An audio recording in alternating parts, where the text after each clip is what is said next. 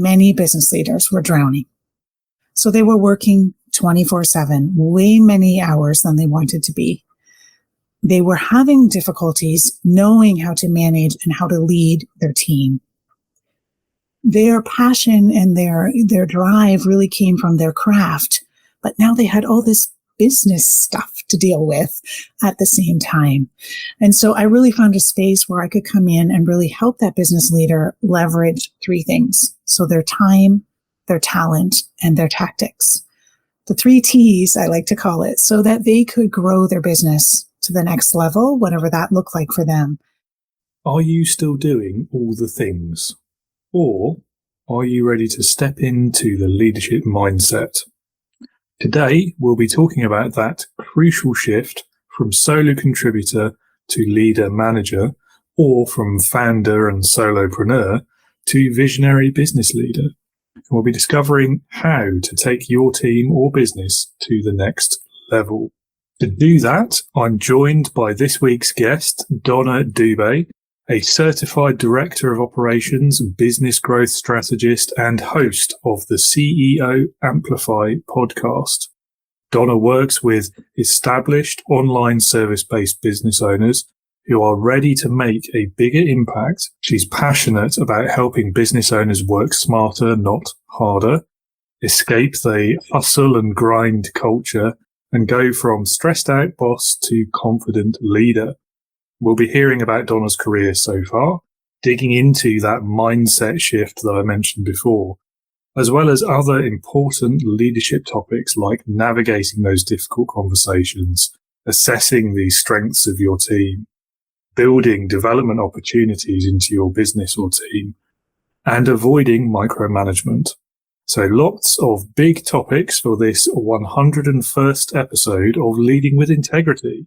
New and first-time leaders can face big challenges in the first few years of being a leader, including the isolation and loneliness at the top, low confidence, gaps in knowledge, working through your changing relationship with colleagues, and imposter experience as well, which is not to be sniffed at. If any of those sound familiar, then head over to www.leadernotaboss.com today and sign up to join the Integrity Leaders online community. It's there specifically to help you overcome these kinds of challenges and to improve your leadership skills at work. Reach out to me anytime if you want to learn more. All of my details are in the episode notes below. And now let's welcome Donna onto the digital airwaves.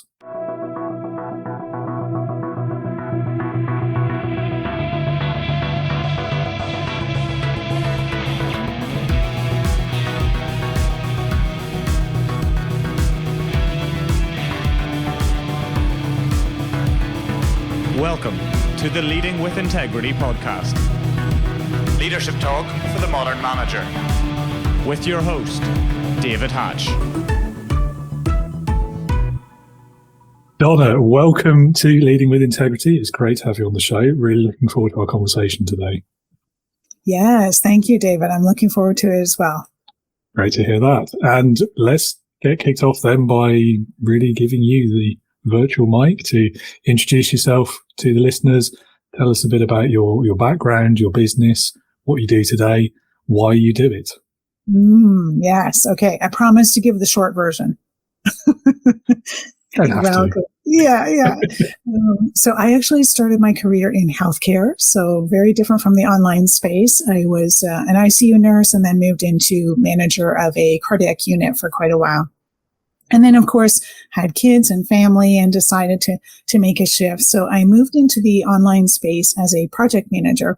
And some people may wonder, well, that's very different from ICU nursing. How do you make that switch? And it's true, there are differences, but I found there's a lot of similarities as well. So I've always been one to want to serve and to help people. That's my heart, my natural gift. And I also feel that the patients and their families, while I don't like to refer to them as projects, it was a bit of managing their life and death health at that time, right? So in the online space, I kind of came into, 6-7 figure businesses, mostly service-based businesses, to help them with a specific project. whether that was a launch of a new offer or program, or I want to write a book, or whatever that project was, and really set up those timelines, map those milestones, budget, team, all that kind of thing. And while I really enjoyed that work, David, I found that I learned so much about business leaders and the fact that, well, on the front end, things were looking shiny and good. On the back end, many business leaders were drowning. So they were working 24/7, way many hours than they wanted to be. They were having difficulties knowing how to manage and how to lead their team. Their passion and their drive really came from their craft, but now they had all this business stuff to deal with at the same time. And so I really found a space where I could come in and really help that business leader leverage three things. So their time, their talent, and their tactics.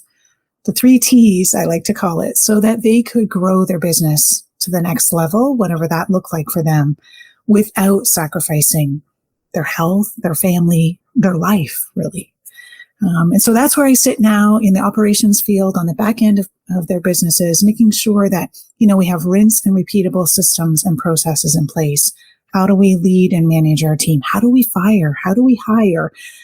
How do we look at data and metrics and really know what it means? And so that's where I like to sit and hang with my clients.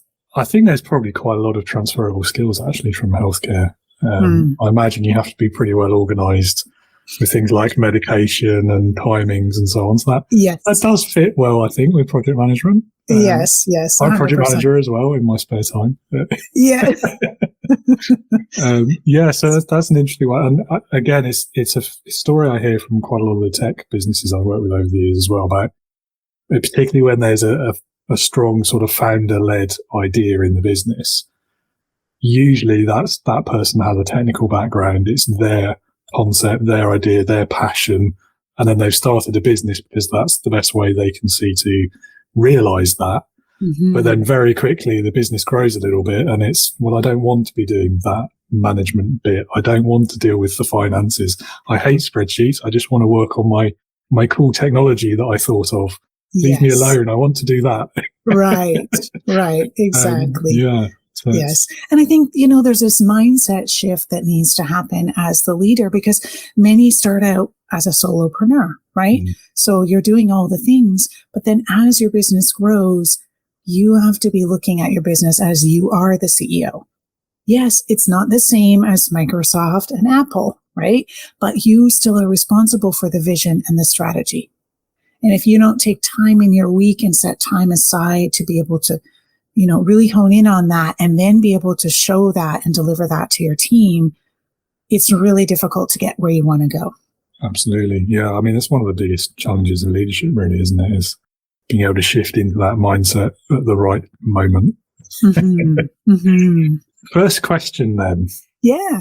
One of the biggest challenges, aside from the one I just mentioned, difficult conversations. A lot of leaders really struggle with those. They hate doing it. They avoid doing it as long as possible. But ultimately, they're inevitable. And the longer you put it off, the worse it's going to be, usually as well. Yes. So what approaches could you suggest that leaders might be able to take to navigate those conversations, but without damaging the team dynamic? Yes, for sure. So I have sort of 3 quick steps to do to navigate those difficult conversations. And as you said, David, they are inevitable, right? So get it under your belt that this is going to happen at some point. You may not be in this situation at this time, but it's going to happen. And it's a mountain that you don't need to die on and you can certainly climb over. So don't ignore it. Don't push it under the rug because it will just fester and get bigger. So try and discuss it as early as possible, even if that feels uncomfortable. And then when you're giving feedback, you want to make sure that that feedback is receivable. So what I mean by that is that you want to get almost a micro yes from the person that you're speaking to before you start to give the feedback. So you're kind of giving them a warning sign that, I want to have a little conversation about this thing. So they're prepared and they're ready for it. And this helps bring down the defensiveness that people get sometimes when we bring something critical or negative to them. And then you really want to make sure you're focusing on the behavior and not the person. It can be so easy if we let that subjective and emotional side come in. But if we really focus on the objective and the data, that makes a big difference in the conversation. And then the second piece is to make feedback actionable. So we want to be really clear about what the feedback is, make it short, make it succinct, and share the impact that that is having on the business, on the team, on someone else, so that it's really clear to the person you're speaking to why this matters. And then the third piece is to make feedback balanced. So what I mean by balanced is that you ask, you tell, and then you ask. So as an example, let's say you have a coworker who, took longer to reply to an email than you would have expected.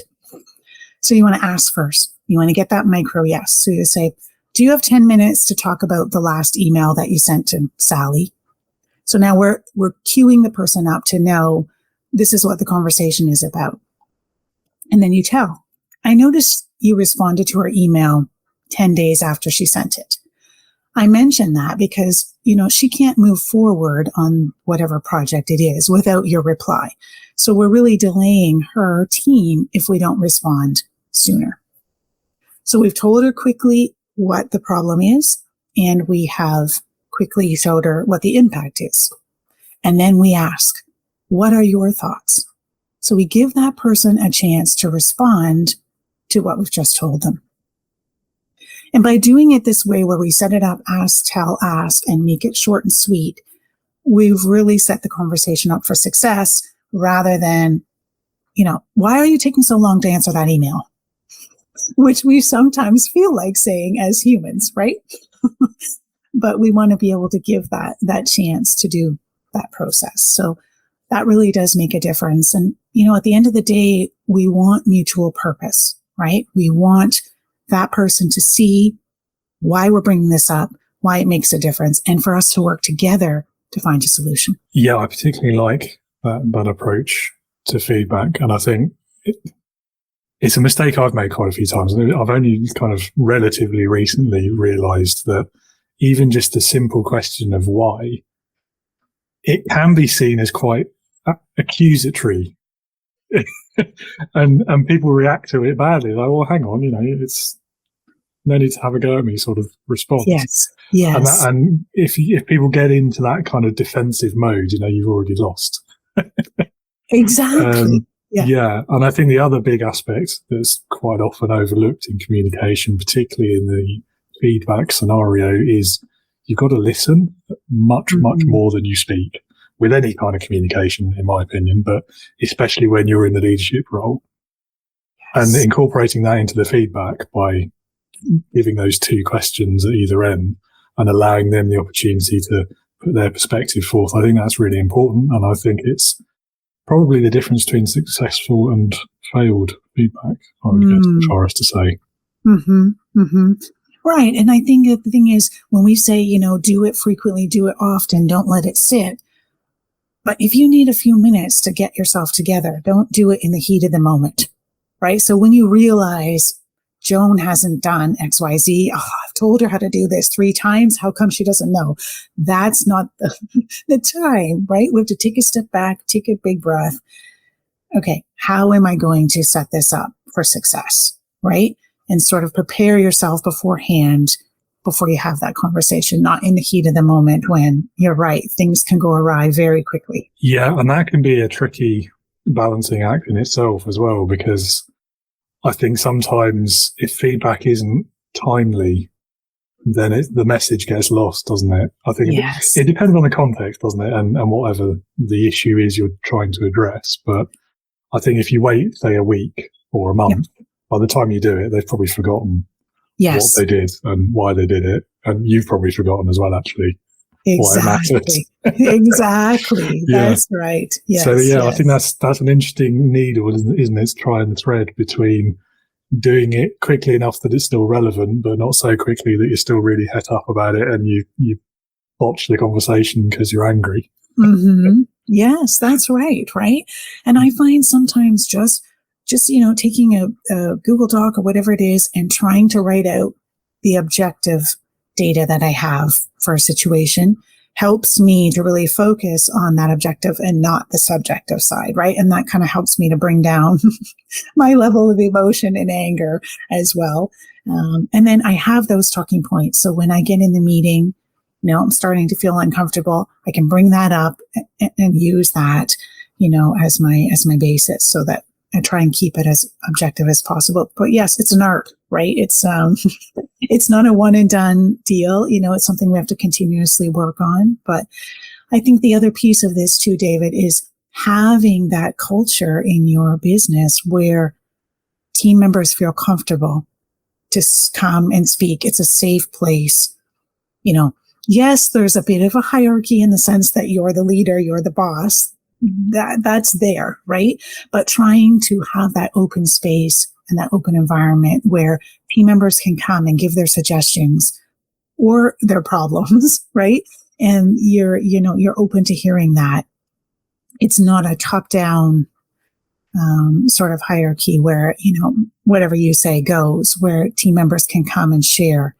That really makes a difference, because then when they get it into a situation where there is a difficult conversation, you've already got a comfortness that's there, right? They already feel safe and they feel that they can open up and say something.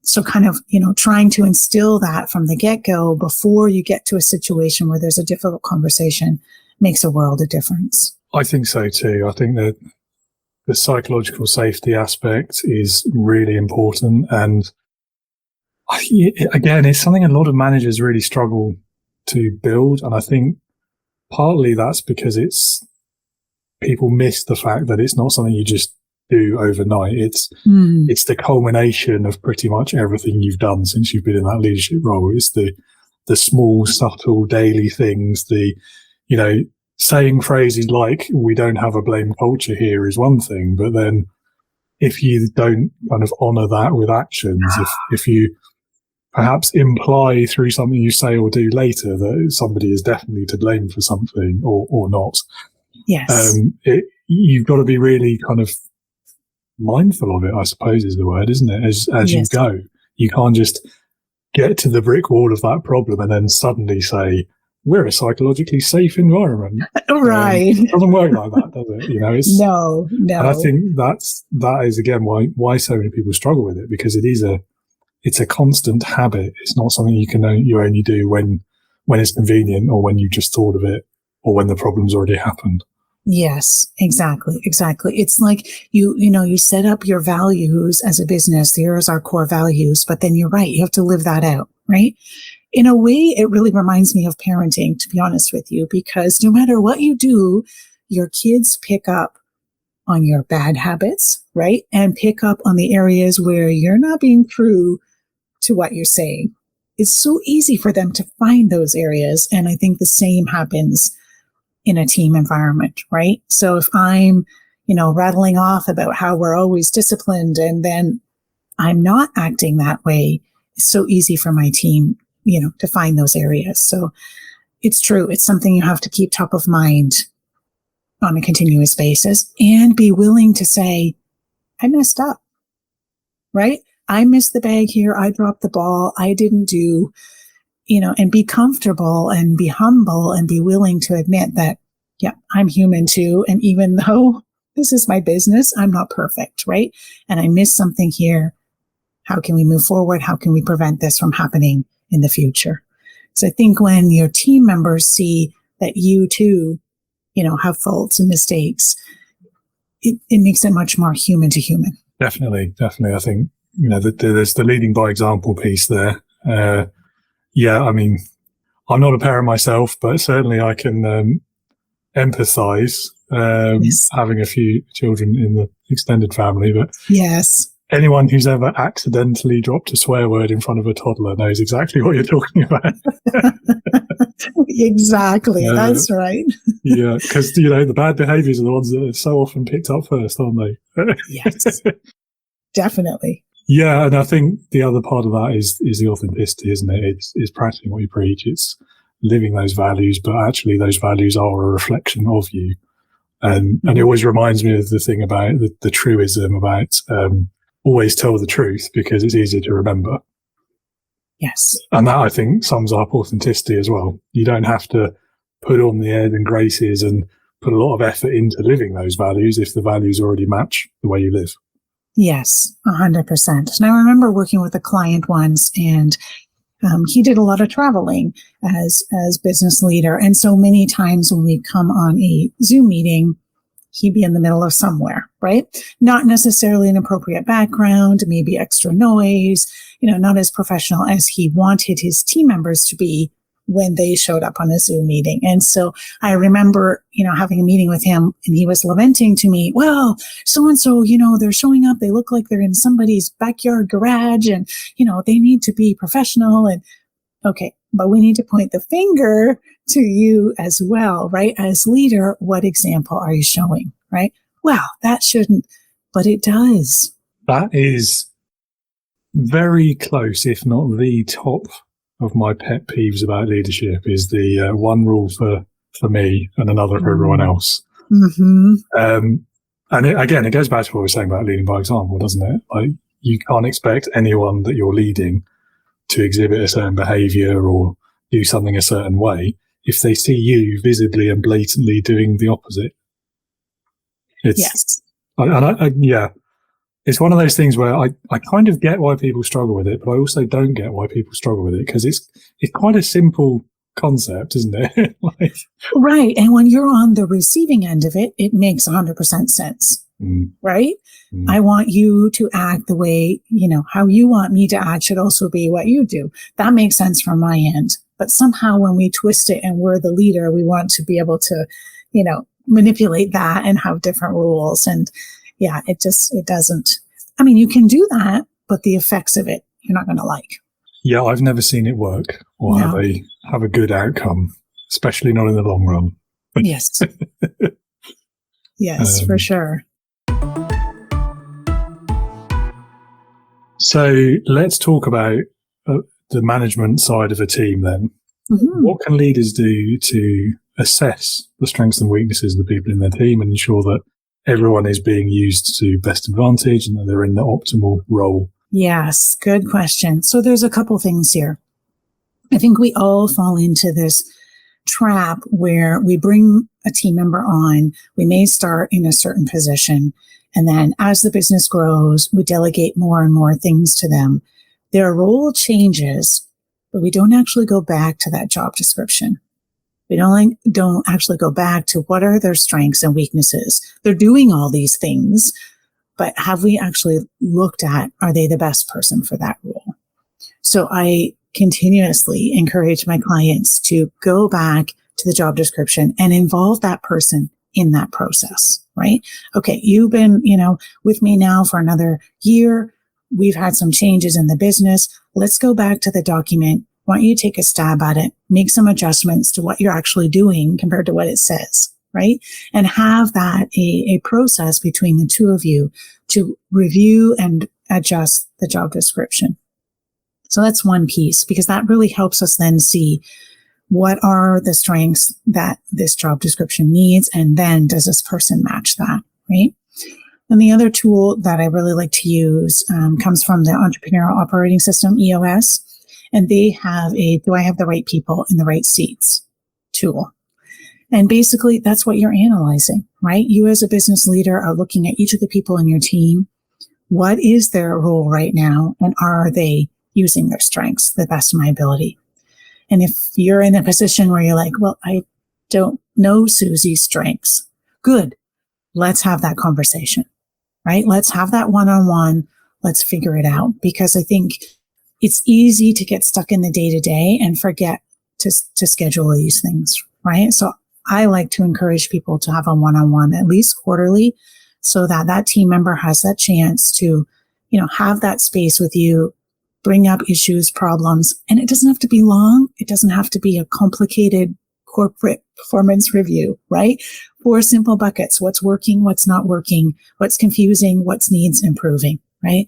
Doesn't have to be complicated, but just to have that touch point to know, And we learn so much when we do that, because then Susie will bring up, well, I really enjoy doing this. I don't have a chance to do that on this team. Well, maybe there is an opportunity. And if it isn't now, maybe it's down the road. But if we don't create that space, we don't know what people's strengths are. So I encourage business leaders to do that at the same time that they're doing their planning. So many of us will do, some sort of strategic planning, either at the end of the year or the beginning of the next year. And I encourage people to go through the team. Where are my goals? Where do I want to go? Do I have the right people in the right seats to get there? And if I don't know, take the time to have those conversations and figure it out. I think part of the role, certainly the responsibility of leadership, is knowing your people. And so having those conversations, I agree, they're so important. I mean, quarterly feels to me like it's not enough. I don't know. I mean, absolute bare minimum, though, definitely. I think the frequency, even though, could also be flexible to the individual, because some people, they may not want to hear from you that often. They may be happy with just like once every 2 months or 3 months or once a year. Whereas other people might feel more supported if they're chatting to you every week. I think there's that flexibility and adaptability piece as well. Yes. But another big and another quite often overlooked role of a leader is building up and helping with the development of their people. Mm-hmm.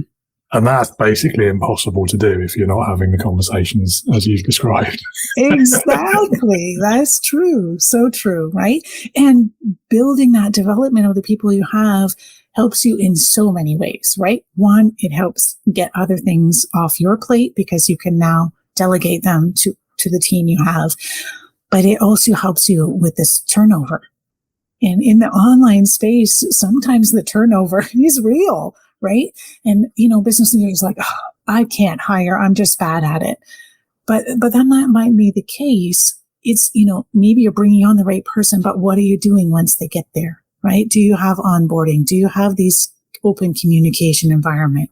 Do you have, weekly team meetings? Do you have quarterly check-ins? Are you then looking at their development and where they can grow, right? It goes a long way if you know that someone on your team wants to learn something. You can, subsidize or partially subsidize a course for them to do. That makes a big difference, right? And they realize that, oh, David actually does care about my growth and development, right?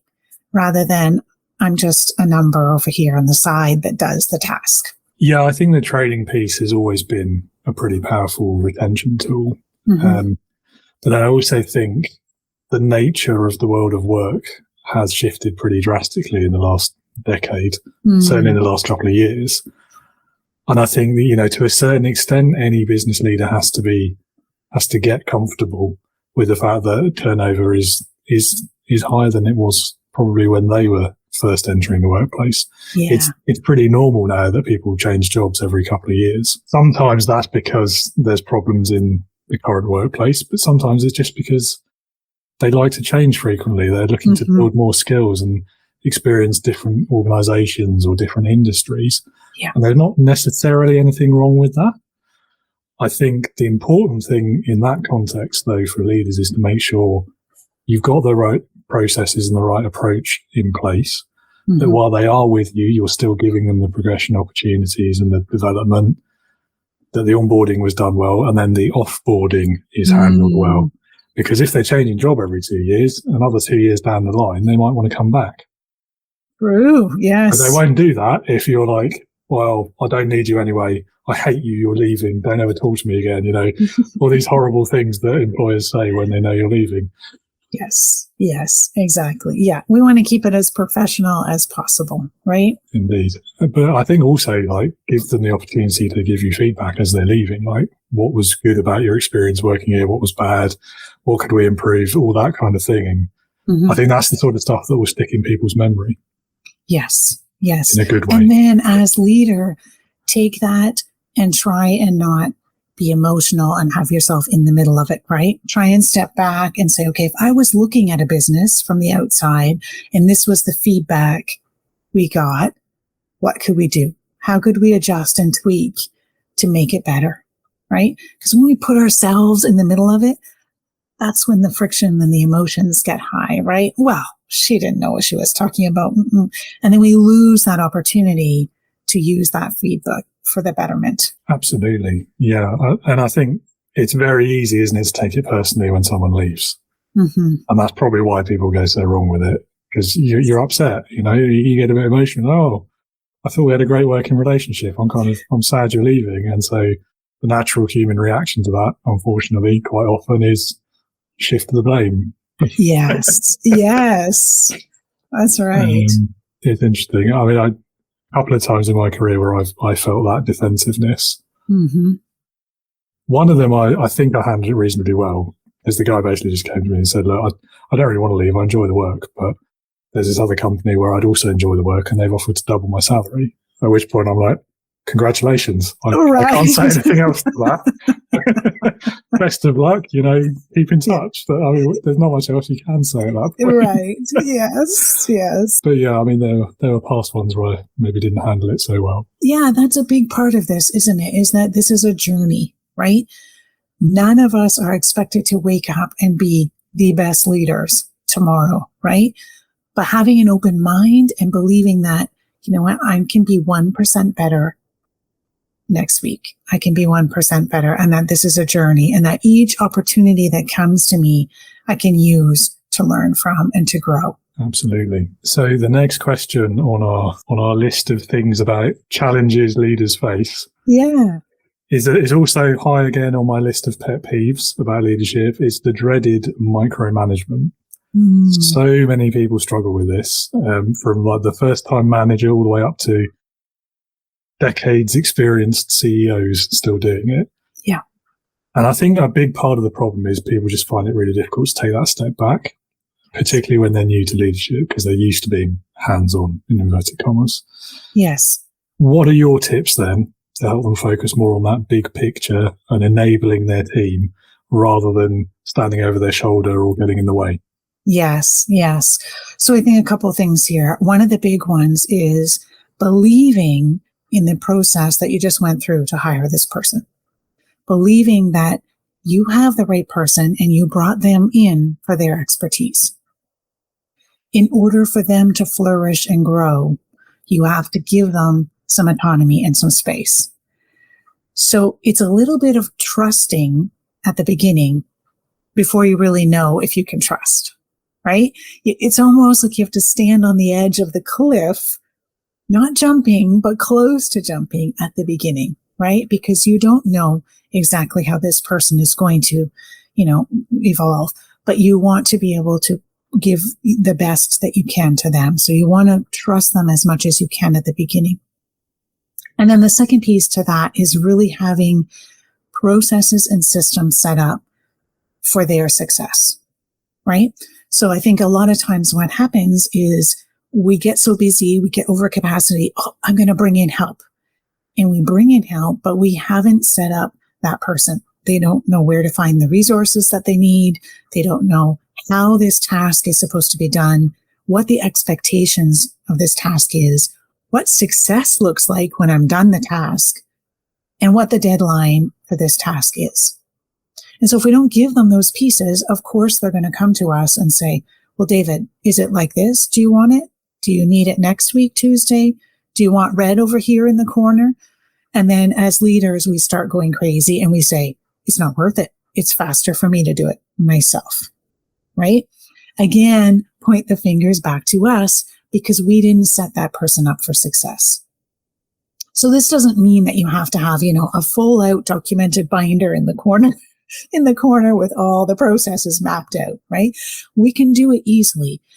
Whether that's, sitting down with a person and showing them some things, having a business hub where there's some resources that they can then tap into to find things for themselves.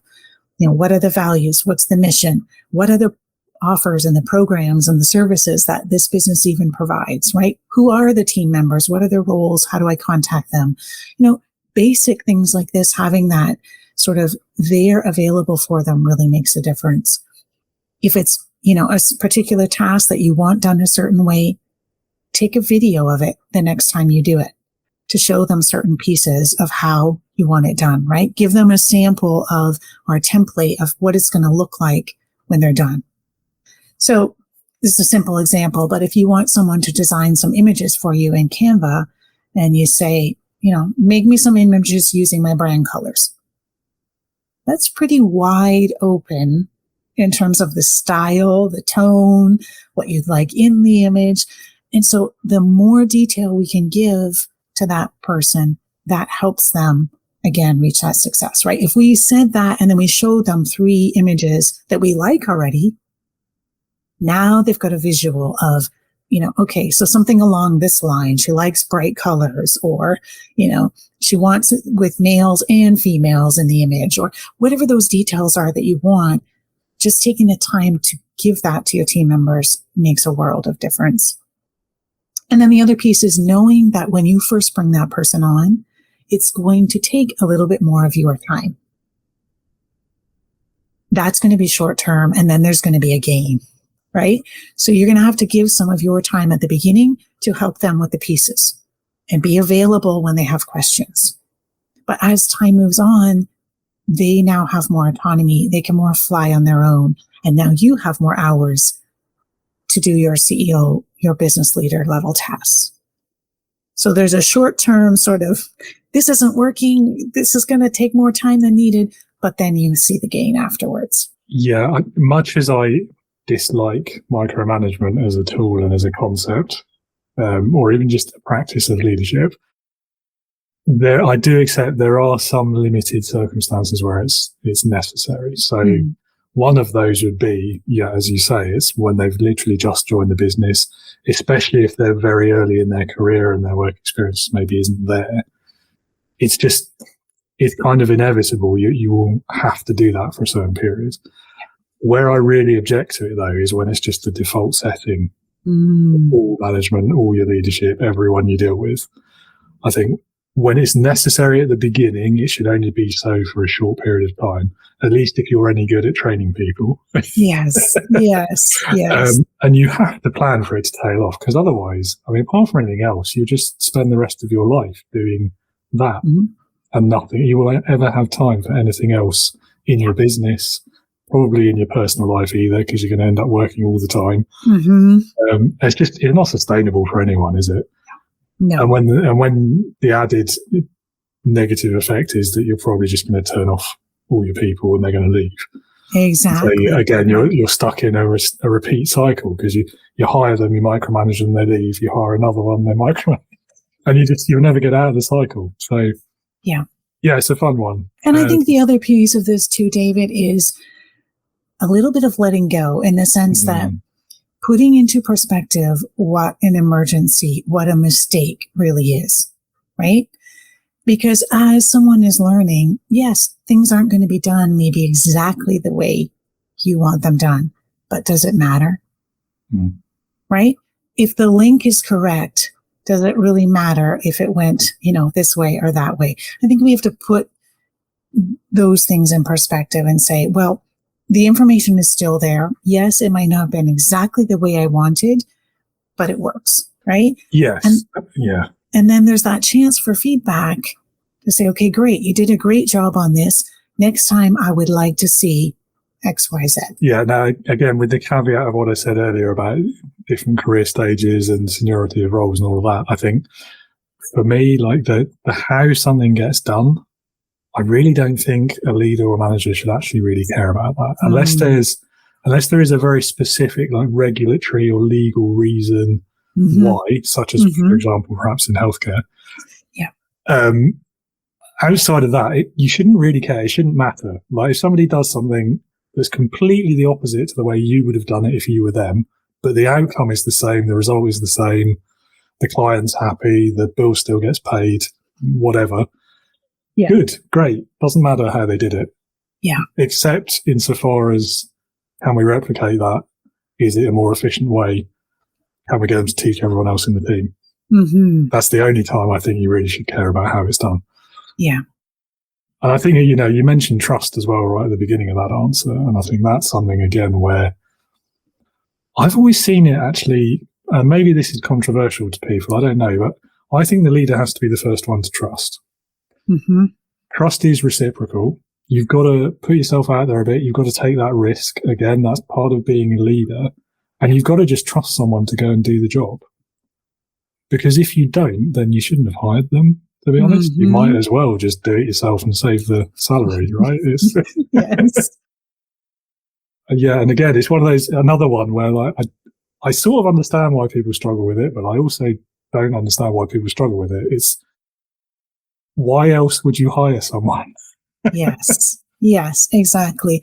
And I think one thing that helps is, to set up 30, 60, 90-day success goals is what I like to call them, right? And again, doesn't have to be real detailed, doesn't have to be complicated, but having those expectations there right from the beginning. So both you and the new team member know, okay, in 30 days, this is what I should be aiming for, in 60 days and in 90 days.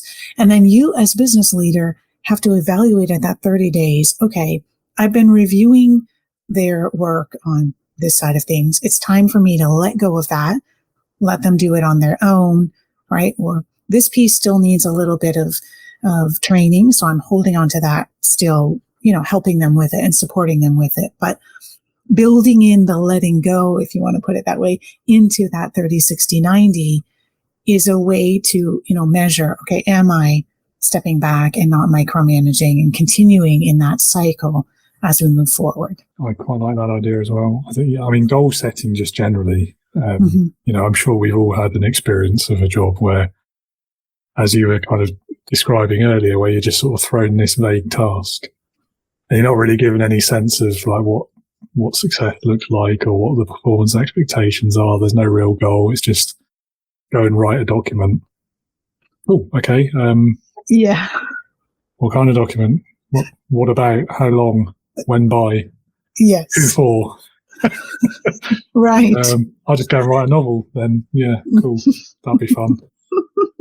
It's, I'm making it absurd to make a point, but.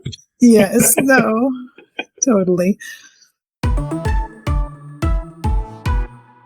Successful CEOs, what are some of the key habits that you see the most successful ones that are incorporating into their weekly routine? Yes. Okay. So a few things. One is something I like to call a CEO power hour, which is really a CEO date with yourself. So if we think about, big businesses, we've got a CEO, we've got board of directors, several VPs reporting on different areas of the business, right? This is what's happening in sales. This is what's happening in marketing, etc. In a smaller business, we may not have all those VPs. And so us as business leader still need to have our pulse on what's happening in the business. And so this hour is really that time. It's a weekly time set in your calendar, non-negotiable. So unless there's some life tragedy that happens, you're at this meeting with yourself. And what you're doing is really reviewing and reflecting. So you're reviewing, where am I in terms of my revenue, in terms of other metrics that I'm following? What's most important for me this week? What are my priorities to reach my goals, right? So we've taken those big 12-month goals, broken them down into 90 and then into monthly goals. So what do I need to do this week to help me get closer to my goal? Bite-sized pieces that we can actually manage. And then that needs to be time and space on my calendar. If it's not on my calendar, it's probably not going to happen. And so really setting our week up for success to say, what are my top 3 priorities? When have I allowed the space to get it done? And so having that hour date with yourself really makes a world of difference and really sets your mindset up for that leadership and that, CEO mindset that you need to have going into your week. Are there going to be fires? Probably, right? Is there going to be some day to day that you're being pulled in? Probably. But at least you're starting your week, with the right intention and setting yourself up for success. So that's one piece. The second piece is your calendar and what I like to call your scheduling ninja. And you can have this ninja working for you or against you. Hopefully you want it working for you. But no, in all seriousness, really looking at your calendar and setting up what a model week would be for you as business leader, right? So blocking off times for things that are important for you both in your life, but in your business. So that we don't just, turn on our laptops and be reactive to what's coming in our inbox, what's coming in our Slack, what's beeping on our phones, so that we actually have time to focus on those things that we need to do. So if, marketing is part of your role still, and you have to make content to put out there, set up that block of time so that you have time in your week to do that. On Tuesday mornings, that's when I, create my new content. On Thursday afternoons, that's when I have my client calls, or whatever that looks like for you. But setting up those hours and then sharing that with your team so that your team know this is how David operates. Oh, David normally logs in at, 7 p.m. on Thursday because the rest of his family is out and he likes to do things at that time, right? But just being open and honest, yes. No chance. Yes.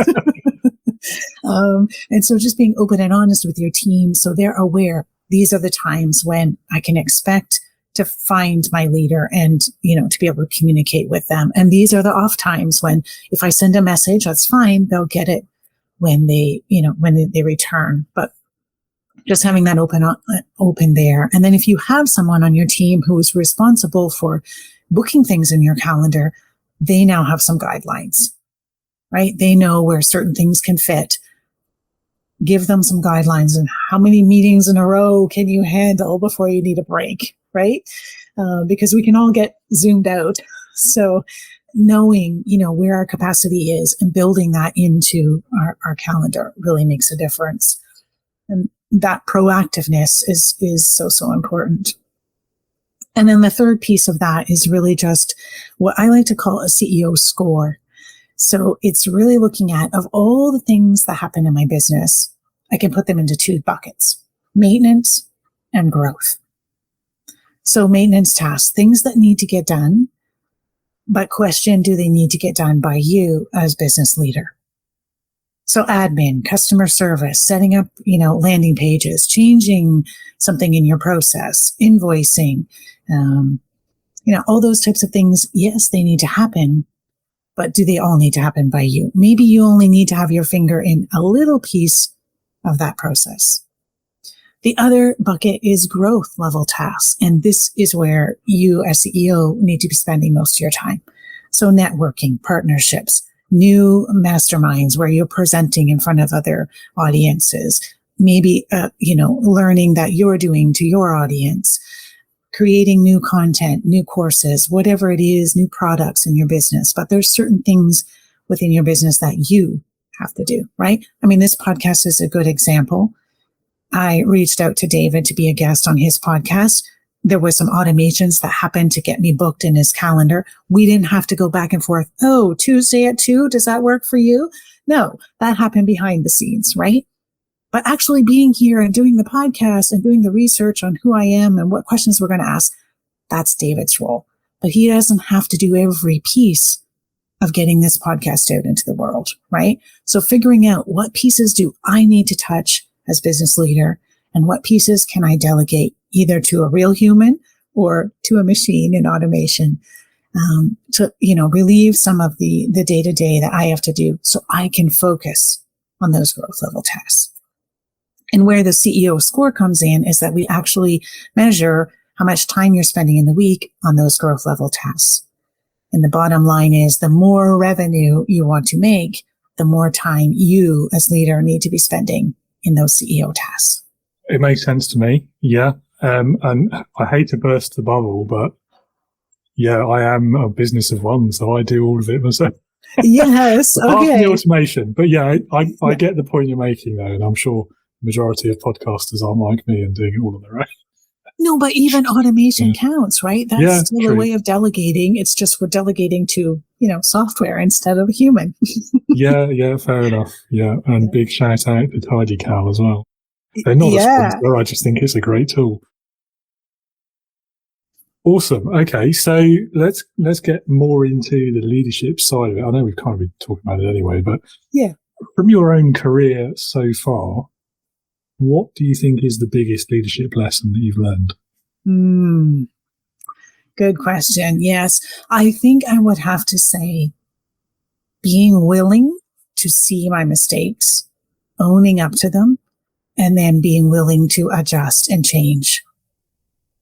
Right? Knowing that I am not perfect by any means. And when I see that opportunity, when someone presents something to me, to try and look at it objectively and then grow from that really makes a difference. And when we do that, I like to journal. So I like to document some of those things. And when you look back a year ago, you can easily see what has changed a year later, right? So yes, it's slow progression, but it's nice to see that growth. Yeah, I think, self-awareness is one of the most important skills, I think, for leadership. And it is a skill because it does take practice. Very few people can just automatically do it. Mm. And I think it's almost counter to like the human condition, isn't it? To sort of take that long, hard look at yourself sometimes. Yes. But it's so important. And the lessons you can learn from doing it as well are so useful. And, if you want to get really into it, you can ask other people what they think of you and your leadership. Mm-hmm. So I think, yeah, that's pretty scary stuff for most leaders, actually. But you have to have real trust in the relationship, I think, before you ask that question. Definitely. True. Yeah. Which in itself is a sign of whether your leadership's any good or not, of course. Mm. For the new leader, the first-time manager, person who's never really been exposed to leadership before, what would be your best piece of advice for getting the best out of that role? Mm-hmm. Yes, I would say definitely trust, having open and honest conversations, and frequently. So when you first step into that role, it may feel like you're over communicating with your, the direct reports that you have. But I think it's better to start there. And then you can always adjust and, communicate less frequently than the other way around. So having that open space, communicating frequently, giving feedback frequently, rather than leaving it, 6 months, 12 months, and then we have a big performance review or we have this formal discussion. Bring it up on your weekly meetings when you're meeting with those team members, right? Shout out to somebody who's done a great job on something, and if something needs correcting, take the time to do it, in ways that we talked about. But I think communication is such a big, big part. I agree. Yeah, definitely. I'm a big fan of the praise in public, and I don't want to say reprimand, but that's not a very nice word, but do that bit in private, whatever you want to call it. Yeah. Yes. And again, so many people get that the wrong way around. Yes. Don't embarrass people in front of everyone, and then don't hide away the fact that you're happy with something either. Yeah, I'm absolutely telling you too much about leaders I've worked for. Okay, difficult question now. We've only got difficult ones left, I'm afraid. Sorry. I'm ready. Okay. If you could go back in time to the start of your career, what advice would you give your younger self? Yes. So I think definitely for me, letting go and thinking outside the box, because I'm very analytical and very methodical, and things got to be done a certain way, but they don't. Right? And so letting myself let go a little bit of that and being able to think, what's a different way we could do this? How could we do this better?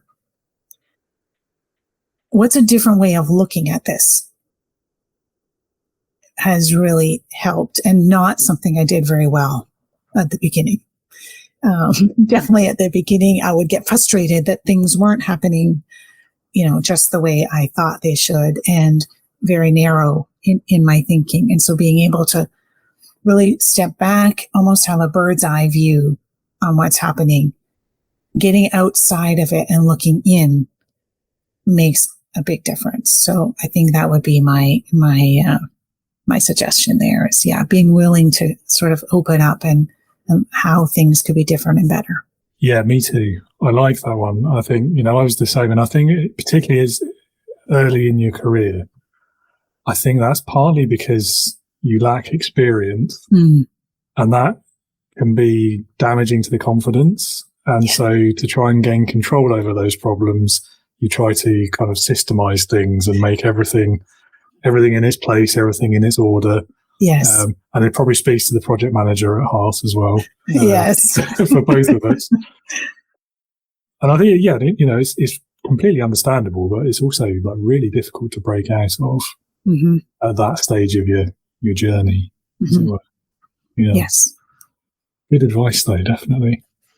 I think what helped me really to break out of it was actually working with visionary leaders because they thought so different from me, right? They were innovative. They quickly had different ideas and let's get this going tomorrow, right? Whereas I'm like, oh no, this needs to be researched to every detail. Are we sure this is right? And, they were just so free almost compared to the way I wanted to do things. So I think actually learning from them helped me let go a little bit of that.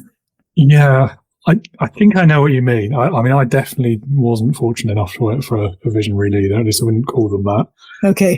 But I did spend a lot of time, almost exclusively for my whole career, actually, in small businesses. And so it's sort of the same thing because what you're doing, what you're working on, what your job is even almost changes every week because the business is so small that everyone ends up picking up something of everything.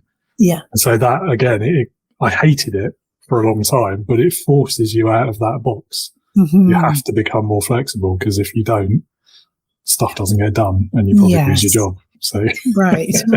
Yes. It's interesting though, the different experiences. Leadership heroes. Very often this is my favorite question, and it's the one that everyone seems, not everyone actually, some people get really easy answers to this, but a lot of people struggle with it. It's called leadership heroes. And my question to you is, if you had to pick one person, they could be anyone you like, they could be alive, dead, past, present, real, fictitious, if you're feeling a bit mad. Okay. Who, in your opinion, would perfectly embody leadership? Who would that person be and why? Good one. Yes. So I think, well, I have a lot that come to mind, but I think I would have to say Nelson Mandela for his revolutionary, anti-apartheid movement in South Africa, because he really demonstrated a lot of qualities that I believe good leaders and successful leaders have. I mean, courage, resilience. 27 years in prison and still stuck to his vision because he could see it so clearly. Purpose, inclusiveness, and forgiveness. I don't know if I would have been in the same boat after 27 years in prison. So definitely, I think that there's so many qualities that he had and brought to the whole movement that I think he would be one that stands out for me for sure. It's a good choice. We've had him before, I'm afraid, so you don't get your bonus points. Oh, is that right? Yeah. Okay. It's not a competition. I'm just kidding. Yes. I agree. I think he's one of those leaders, and he's come up before, and the conversation I've had always about him is I would have loved to be able to have a conversation with him actually and interview him and ask him the question, at what point in your life do you think you became a leader? Because I think he was quite self-deprecating as well. So I do wonder, did he ever see himself as a leader at all? Or was it only once he was elected that he saw himself that way? Or did he think right from the beginning he was leading by example, he was the leader of a cause? Yeah, I'd love to have known his answer to that. And it's sad that we never will. Maybe he has answered it and I've just not read enough about him. But yes, that's so true, right? At what point do you think you were a leader? Yes. Yeah. Yeah. I think that would be quite insightful into his character, the answer to that question as well. But, the other reason I really like him as a choice is one of my favourite leadership quotes came from him. And I'll horribly paraphrase it because I can't remember it word for word. Okay. But the essence of it was about the role of a leader and how people want you to be there as a leader to stand between them and harm, whatever it might be. But then when things are good, they want you to be their advocate, standing behind them, bigging them up, shouting their praises from the hills. Yes. And I think that was just so spot on about that responsibility of the leader, but also the privilege of the leader, and those two sides of when things are going wrong, you've got to be on the spot, and you've got to take that on the chin. Yeah. And when it's going well, you need to fade into the background a little bit and let your people take the credit for that. Yes, yes. And not always easy to do, right? God, no. Yeah. Yeah. Yeah, it's incredibly difficult. You've really got to be able to set your ego aside, I think, to do that well. And you've also got to be open to taking that risk of, in certain situations, losing your job because you're stepping in and taking the blame and protecting people.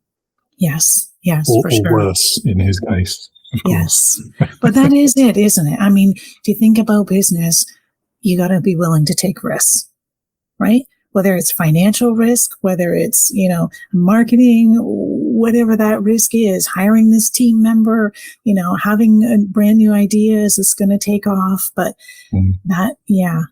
risk is definitely a piece of it. Yeah, it's one of those things. Another unpleasant thing that you have to become comfortable with, isn't it? If you want to be any good as a leader. Yes, for sure. Yeah, absolutely. Well, that was a good pick. Thank you for sharing.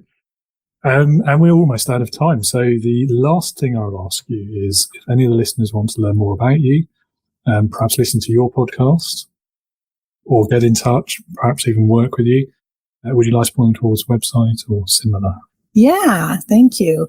So my website is ceoamplify.ca. And the podcast is the same name, CEO Amplify. So you're welcome to check that out. I do have some free resources there, one being a CEO Power Hour playbook. So if that sort of discussion we had about the Power Hour kind of resonated with you, then you're welcome to go and download that PDF. It really just walks you through, okay, here's my Power Hour. Now what do I do? And so you can get into the habit of building that into your routine.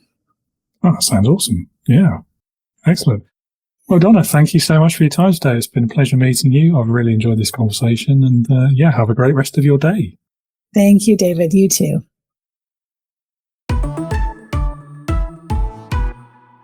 Listener, thank you for joining us today. I hope you've enjoyed this episode and gained something useful from it.